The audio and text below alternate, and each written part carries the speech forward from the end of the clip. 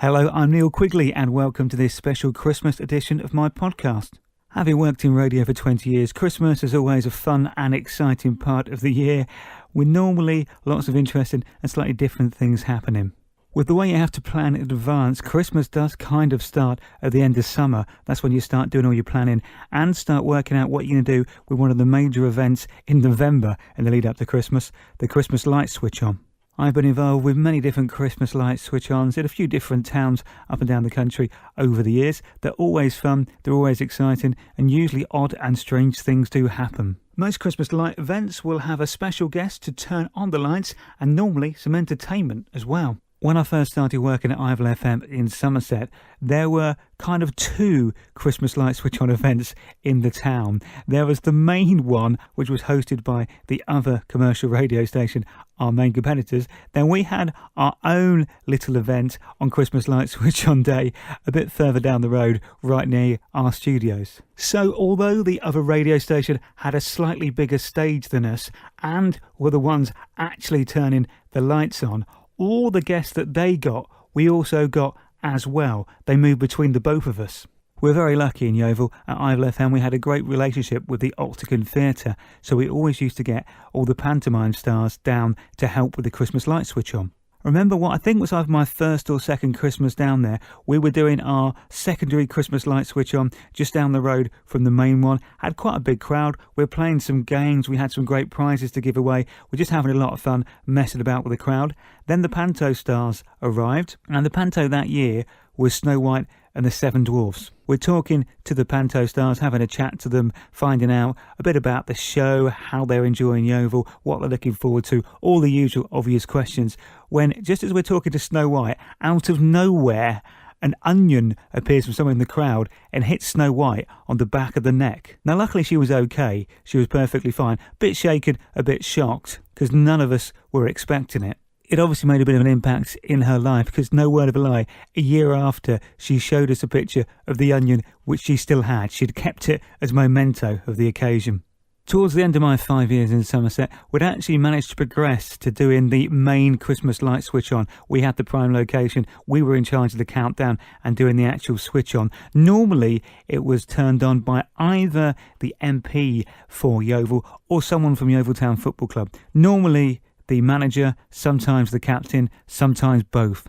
I think the final time I did the Christmas light switch on in Yeovil, I managed to get my mate Mike Sterling to come along and sing for us. Mike, believe it or not, finished runner-up to Joe Pasquale in New Faces, the ITV TV show. He also played the lead role in Les Mis and in Phantom of the Opera in the West End. He's an amazing singer, a great actor as well, so it's brilliant to have him along and sing a few songs for us in the Market Square in Yeovil and to turn on those Christmas lights, which that year were turned on by Terry Skiverton, who at the time was the Yeovil Town captain.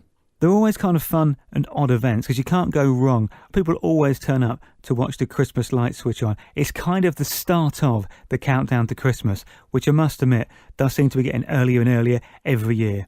For that, I'm just getting old. If you've ever been to a Christmas light switch on, I don't want to break any illusions, but you know most of them have that big switch on the stage that gets switched on where the countdown hits 0. Well, I'll be honest, none of those I've ever come across have actually been plugged in to anything. They're just for show, they're just for effects. There's two ways that the lights happen on a Christmas light switch on. One of the ways is there's not a switch on the stage, there's somebody normally up a ladder or in a room somewhere who has the master switch who can flick on all the Christmas lights at once. Now you have to hope that either they can hear your countdown or you have to do it exactly to time, because that's the other way it works. And sometimes, believe it or not, the lights are all set to come on a timer. So therefore, if you are doing the Christmas light switch on, you have to make sure your watch, your countdown is 100% accurate. And when that switch is flicked on stage, it has to be at exactly the right time.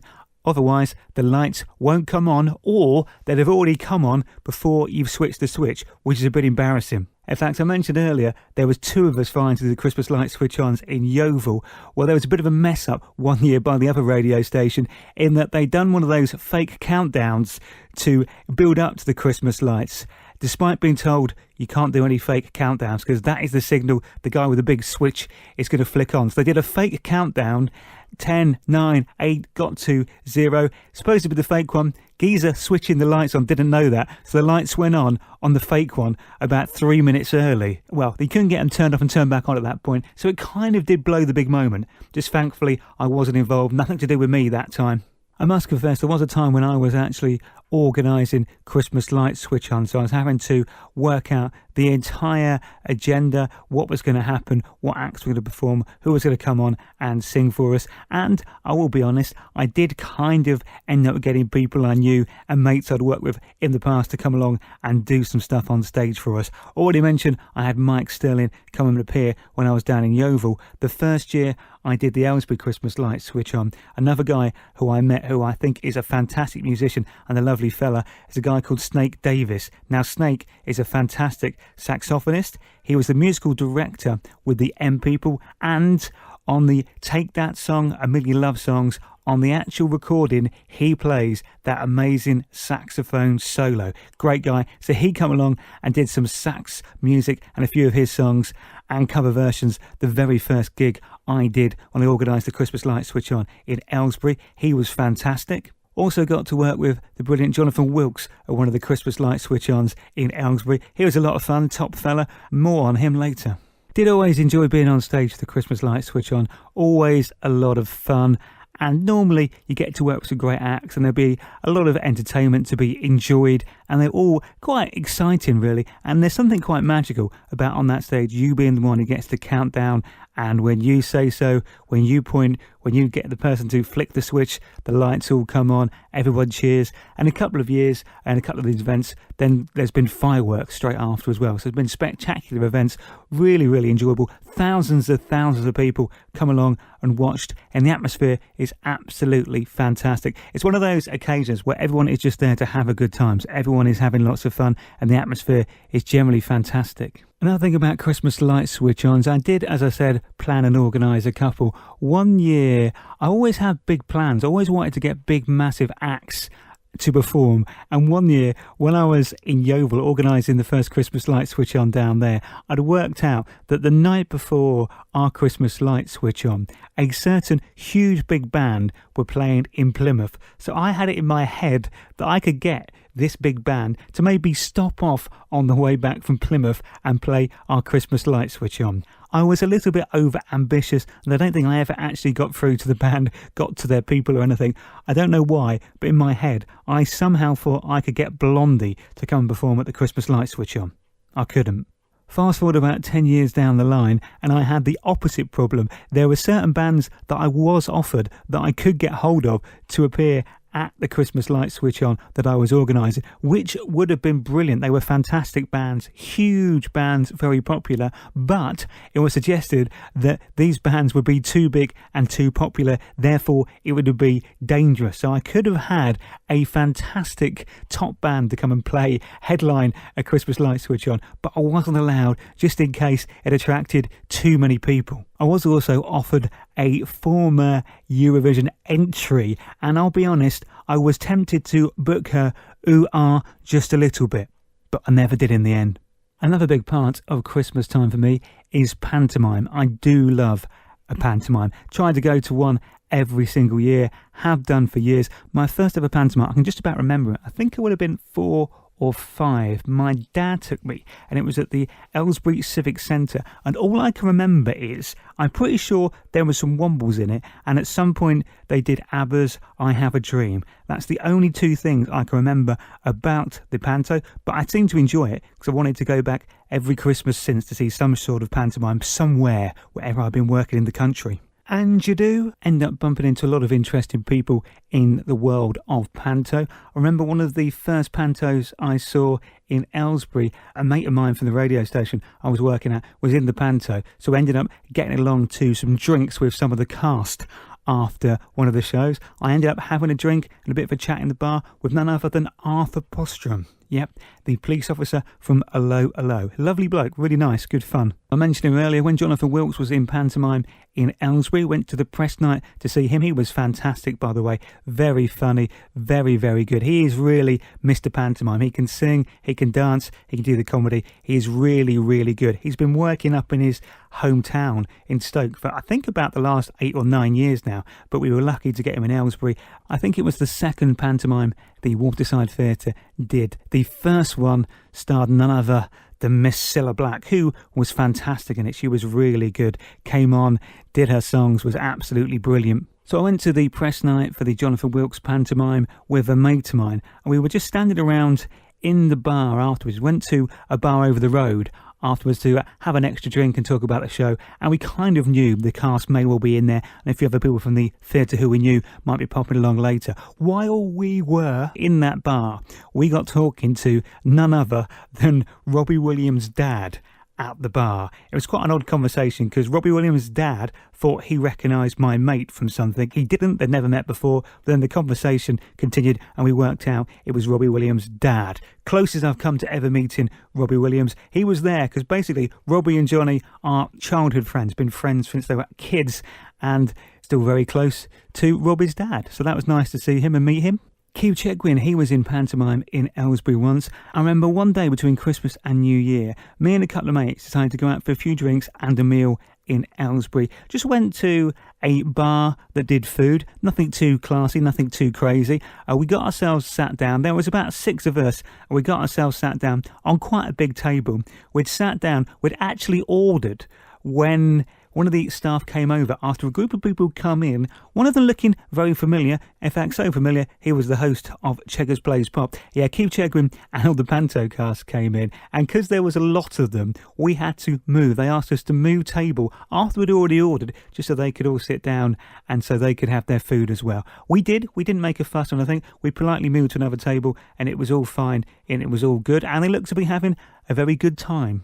Made some quite good friends from pantomime over the years. When I worked in Yeovil, Ben Langley used to come down and be in the pantomime every single year. Well, I say every single year, probably about for the 5 years I was down there, he was in the panto every year. And obviously we got to see each other every year when he'd come down for the Christmas light switch on. And we always had all the pantomime stars interview us, plus we'd see them on press nights, normally go for a drink with them. He is a very, very talented guy. Funny, clever, former street performer. He can juggle, he can ride a unicycle, he can do absolutely anything, and he is very, very funny, which was highlighted this year. If you remember the name Ben Langley, he was on Britain's Got Talent this year, and somehow, despite his fantastic audition, despite the judges giving him 4 yeses, despite him being very, very funny, somehow he did not make it through to the final, which quite honestly is a travesty. But he is fantastic, really good fun. He was brilliant in the panto, and always lots of fun at the Christmas light switch-ons as well. We used to have a bit of a laugh, messing about and winding up the crowd together. It was great fun. Really enjoyed doing that and spending some time with him when he wasn't on stage as well. Seen him in many different things over the years. He toured for a bit with Paul Zerdin before Paul Zerdin went off and won America's Got Talent. I'm looking forward to seeing Paul Zerdin actually in the pantomime at the London Palladium this Christmas. Saw him there last year. He was brilliant. Looking forward to seeing that again as well. That's going to be my first pantomime of this Christmas. But Ben, fantastic fella, lots of fun. He went on to write and perform in his own set of stage shows as well under the Ha Ha brand, which are very, very funny, and I believe they may be making a comeback in 2019. If they are, keep your eyes out. Anything called Ha Ha Something, a comedy with Ben Langley, and do go and see that. I went and saw a couple of his shows, and through that got to meet Joe Pasquale and Cannon from Cannon and Ball, as well as Sue Pollard. Just some of the cast members he managed to get in some of those shows. So that was always great. Always nice to catch up with him. Also, while I was in Yeovil, as I said, all the cast members of pantomime used to come in. My first year there, we had a certain lady who was playing, I think she was playing the fairy that particular year. She came in, a lovely lady called Jodie Pranger. I wonder what happened to her. She came in, obviously to talk about the panto, but off her own back, while she was there in Yeovil, she organised her own variety night, raising money for a local charity. And she did that everywhere she went in panto over the years. Did lots of fantastic work for charity. She was really lovely. She came in, and normally we'd make the guests tea. Obviously, we'd look after them. She came in, she was making us tea when she came in for the day. Her winning I'd Do Anything could not be more well deserved. She's a lovely lady and a fantastic performer as well. Panto press nights are always quite good fun as well, because normally in some of the bigger theatres there's some other well-known guests as well. One of my highlights of going to a pantomime press night is being stood over the way, probably about 10 metres away from Sir David Jason. I'm a massive Only Fools and Horses fan. Love that show. I think he is brilliant in that. He was standing just across the way. I was there with another colleague from the radio station I was working at the time. The guy did the breakfast show, and Sir David's wife came over to speak to him to tell him how much they enjoyed his show. They used to listen to his breakfast show, particularly their daughter, who thought it was brilliant and was a big fan of his. So therefore he then goes to meet the daughter, and as he's meeting the daughter, he gets to have a chat with Sir David Jason. I was so jealous. It was one of those situations where I kind of really wanted to go over, but I thought, A, it might be a bit rude because he wasn't really talking to me, and I'd probably make an absolute idiot of myself. I'd talk total gibberish and be embarrassing. So I just was happy to look at him from across the way. Also at these events, I had bumped into none other than Brendan Cole from Strictly Come Dancing. He'd been there a few times, and Warwick Davis as well. He was there once. Do like Warwick Davis. Lovely, lovely fella, and very funny as well. If you've ever seen him host any of the quiz shows he does, particularly when he did Celebrity Squares, I thought he was really good at that. Very, very funny. I remember many years ago at another Panto press event, what normally happens is you see the show and there's normally drinks after where the stars of the Panto will come along, they'll mingle, you might get to have a quick chat and speak to them. One year, the star of the show was none other than Britt Ekland. Yes, the former Bond girl and wife of Peter Sellers, and ex-girlfriend of Rod Stewart, I believe, as well. She came in and had a very quick chat to everyone. She had one of those little Chihuahua-type dogs that you carry around in the bag. I remember she had one of them. That was quite weird. One year I also got to speak to Anita Dobson after Panto. Angie Watts from EastEnders, of course. She was very nice. She was lovely. And the wonderful and ever so flamboyant Russell Grant. Managed to grab a quick chat to him after he'd been performing in Panto one year. He was fantastic. Lots of fun. Very friendly. Very nice fellow as well. Now, actually being on the radio over Christmas is lots of fun. I have to be honest, most of the times I was on Christmas Day, it was normally a pre-recorded show, which were always lots of fun to do. I remember one year at a radio station we were at, this is how much we invested in this programming and in this particular show. It was going to be played out Christmas Day afternoon. I think it was 2 hours long, and we actually hired out a restaurant and we all actually sat down, the entire team from the radio station, so all the presenters, the sales team, the newsreaders, we all sat down, had a Christmas lunch together, and a proper, real, genuine Christmas lunch. But as we were having lunch, we went around and we recorded and spoke to each other. So we interviewed each other and I think we picked 2 favourite songs each. But obviously you had the atmosphere of us drinking our wine, stuffing our faces with turkey. And this was all recorded, put together and went out on Christmas Day, which I thought was quite good. I really enjoyed that. I thought that was quite nice. The other thing that sometimes happens at Christmas is you'll get the chance to work with someone on a show who you don't normally get to work with. Mostly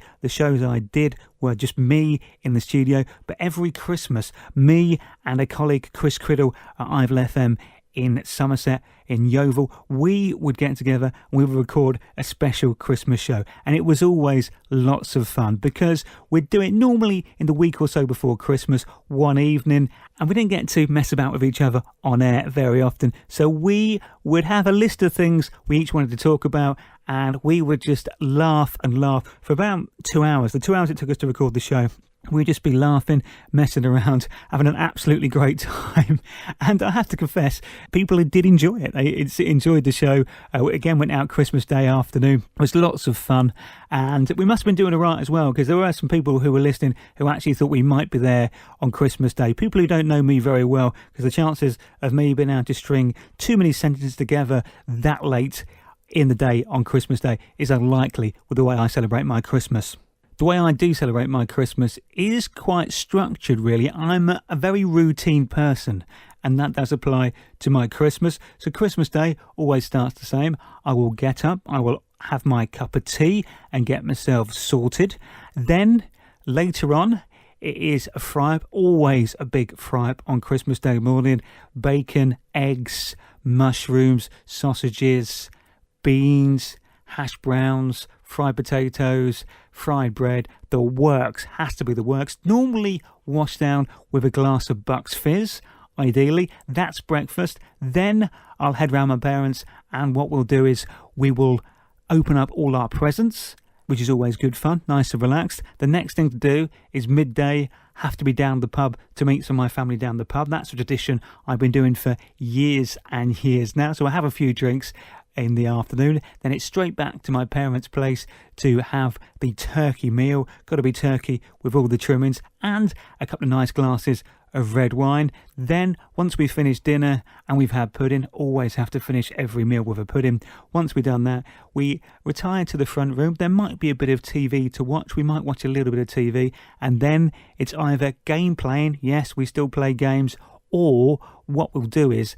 my parents have now got karaoke, so we'll get the karaoke out and I will absolutely destroy certain songs. I can't sing at all, got no musical ability, cannot hold a note, completely tone deaf, but on Christmas Day I will happily sing anything. So we'll do that for a bit. There'll normally be a quiz. We'll then probably watch a bit more TV. Then the cheese and biscuits will come out, and we'll probably finish the day with a nice glass of port, and that will be a classic, a typical, a excellent Neil Quigley Christmas Day. That is what I'm looking to achieve once again this year. Over the last couple of years, me and a mate of mine have had a bit of a battle for Christmas Day TV.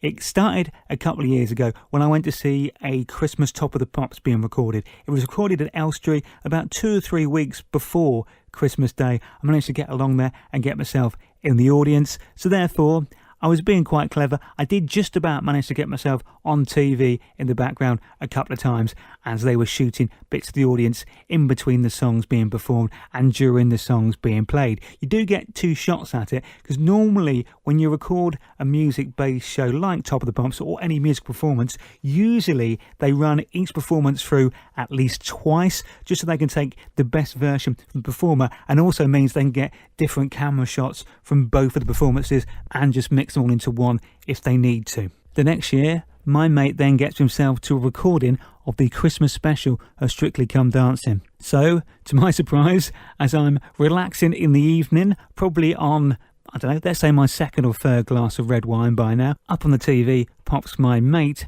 and his wife right on the screen, clear as clear could be, on Christmas Day. So we've kind of got this ongoing battle to see who can appear in the clearest clarity on Christmas Day on television. It's 1-1 so far. Sadly, I don't think I'm going to be able to get myself on TV for anything that's going to be shown this year. On the plus side, neither is he. At some point on Christmas Day or over the Christmas period, I will have to watch some Morecambe and Wise. I do need a bit of Morecambe and Wise in my life. Well, all through the year, but certainly at Christmas, you've got to watch some of those classic TV specials they did. They are so funny, those big dance numbers, the play What He Wrote with all those fantastic guest stars. Just sheer joyous and wonderful comedy, perfect for Christmas Day. Thanks very much for listening. Have a fantastic Christmas. Hope you get what you wish for and you get to spend plenty of time having fun and laughing with friends and family. Happy Christmas.